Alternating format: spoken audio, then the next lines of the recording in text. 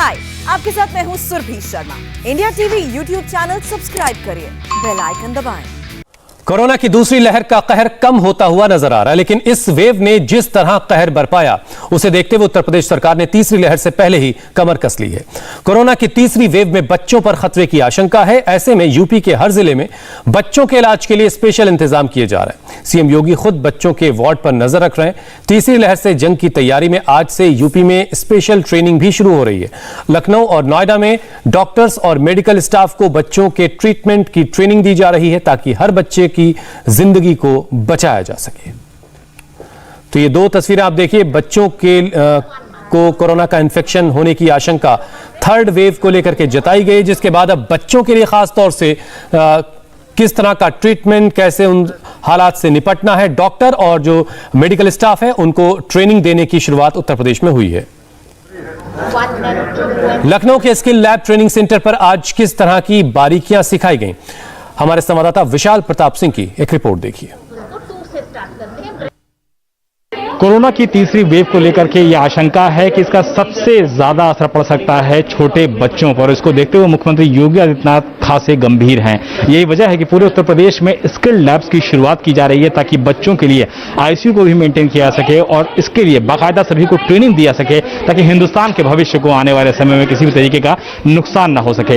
आज से लखनऊ और नोएडा में दो जगह एक स्पेशल जो स्किल लैब की ट्रेनिंग है उसकी शुरुआत की गई है। हम इस समय लखनऊ में मौजूद हैं और लखनऊ में आप देख सकते हैं कि यहाँ पर जो ट्रेनिंग प्रोग्राम है उसकी बाकायदा स्किल ट्रेनिंग दी जा रही है सभी आए हुए डॉक्टर्स को कि अगर कल को इन्फेंट को, छोटे बच्चों को अगर किसी भी तरीके से पंप करना पड़ता है, उनको किसी तरीके की ऑक्सीजन देने की जरूरत पड़ती है तो क्या प्रक्रिया होगी, क्या तरीका होगा, सभी चीजों को यहाँ पर एक्सप्लेन किया जा रहा है। हमारे साथ डॉक्टर जो हैं सुकेंदु अग्रवाल जी जो कि स्टेट सर्विलांस ऑफिसर हैं, उनसे जानते हैं कि इस ट्रेनिंग प्रोग्राम के पीछे मकसद क्या है और आज की इस ट्रेनिंग प्रोग्राम में क्या क्या किया जा रहा है। अग्रवाल सर, आज की जो ट्रेनिंग है बेहद महत्वपूर्ण है। तीसरी वेव का खतरा इस बात को लेकर के है कि बच्चों पे आ सकता है, इसका जो असर किस तरीके से आप तैयारियां की जा रही हैं सर? देखिए, मैं ये बताना चाहूँगा कि अभी तक इस तरीके का कहीं पे कोई डॉक्यूमेंटेशन नहीं है कि बच्चों पर ज़्यादा प्रभाव होगा, लेकिन माननीय मुख्यमंत्री जी का जैसा कि कहना है और स्वास्थ्य विभाग भी इसमें पूरी तरीके से लगा हुआ है कि अगर बच्चे प्रभावित होते हैं, आशंका है सर चूंकि एक्चुअली अगर इस तरीके की कोई स्थिति बनती है तो हम पूरी तरीके से तैयार हों। दो स्किल लैब हमने technical support unit Uttar Pradesh की मदद से डेवलप किए हैं, एक नोएडा में और एक लखनऊ में। हमने इन दोनों ही स्किल्स लैब में एक साथ प्रशिक्षण प्रारंभ किया है और हर स्किल लैब में हम प्रत्येक जनपद से 4 मास्टर ट्रेनर्स को बुलाकर ट्रेन कर रहे हैं और इन मास्टर ट्रेनर्स को बच्चों का क्योंकि ट्रीटमेंट थोड़ा डिफरेंट होता है, उसका रिक्वायरमेंट अलग होता है, उसके लिए स्किल्स अलग तरह के चाहिए होते हैं, तो मास्टर ट्रेनर्स को हम डिफरेंट स्किल्स में ट्रेन कर रहे हैं। बहुत अच्छे रिसोर्स पर्सन्स हमारे पास हैं, जैसे लखनऊ में हमारे पास डॉक्टर पियाली हैं और नोएडा में हमारे पास LHMC का जो पूरा स्टाफ है वो हमारे साथ लगा हुआ है और ये मास्टर ट्रेनर्स को डिफरेंट स्किल्स जैसे जितनी भी लाइफ सेविंग स्किल्स होती हैं बच्चों के ट्रीटमेंट के लिए स्पेशल रिक्वायरमेंट्स होती हैं उन पे हम ट्रेन कर रहे हैं। यहां से जाने के बाद ये ट्रेनर्स अपने अपने जिलों में जाकर बाकी सारे पीडियाट्रिशियंस को, मेडिकल ऑफिसर्स को और स्टाफ नर्सेस को इन्हीं स्किल्स पर ट्रेन करेंगे ताकि पूरी तरीके से हम तैयार हों। इसके अलावा हर जिले में हमने जनपद स्तर पर और ब्लॉक स्तर पर बच्चों के लिए पृथक बेड भी स्थापित करने प्रारंभ कर दिए हैं और मंडल स्तर पर हमने 100 बेड्स की व्यवस्था करी है मंडलीय चिकित्सालयों में। ये सब चीजें भी तैयार हो रही हैं। ये स्किल्ड मैन पावर जब जाएगी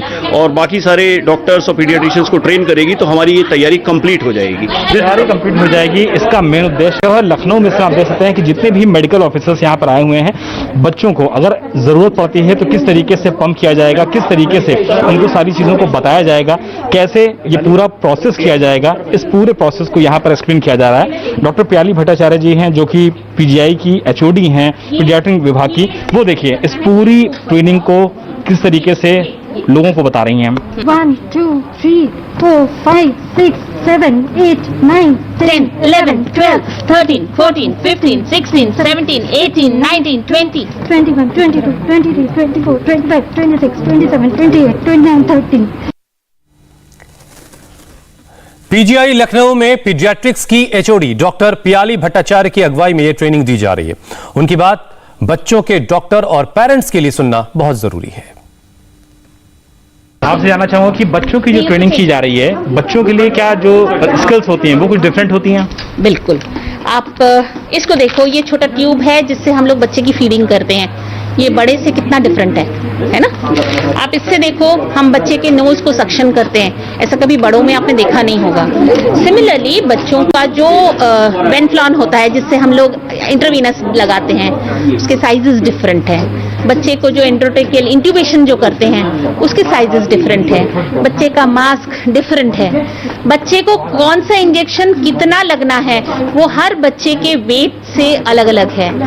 बच्चे को कितना फ्लूइड चढ़ाना है वो भी अलग अलग होता है, सब बच्चे के वेट पे होता है। एडल्ट को तो सब कुछ एक साथ दे दिया जाता है, पर बच्चे में हर बच्चा यूनिक है, उसके हिसाब से सीखना पड़ता है। हमने देखा मैम कि जब आप ट्रेनिंग अभी दे रही थी तो बॉडी का पोस्चर किस तरीके से हो, पंप किस तरीके से किया जाए, आवाज किस तरीके से आए, इन सब की कितनी इंपॉर्टेंस हो जाती है जब बच्चे का इलाज हो रहा हो तो? देखिए, ये वर्ल्ड भर में पाया गया है कि जो लोग मर जाते हैं, जिनको हम रिससिटेट करते भी हैं तब भी मर जाते हैं, वो इसलिए मर जाते हैं क्योंकि ये चीजें करेक्टली नहीं की जाती हैं, तो इसकी इफेक्टिविटी खत्म हो जाती है। जब आप कर भी रहे हो और उसका असर भी ठीक नहीं हो रहा है तो फिर क्या फायदा हुआ, आप तो जान नहीं बचा पाए। पर जब आप इसको करेक्ट मेथड से करोगे तो आप एक बच्चे को बचा ले जाओगे। और ऐसी नौबत ही ना आए कि किसी बच्चे को ऑक्सीजन देने की जरूरत पड़े, लेकिन अगर ऐसे हालात बन गए तो बच्चे को ऑक्सीजन या इनहेलर कैसे दिया जाएगा, यह बताया स्किल प्रोग्राम की हेड डॉक्टर वंदना ने।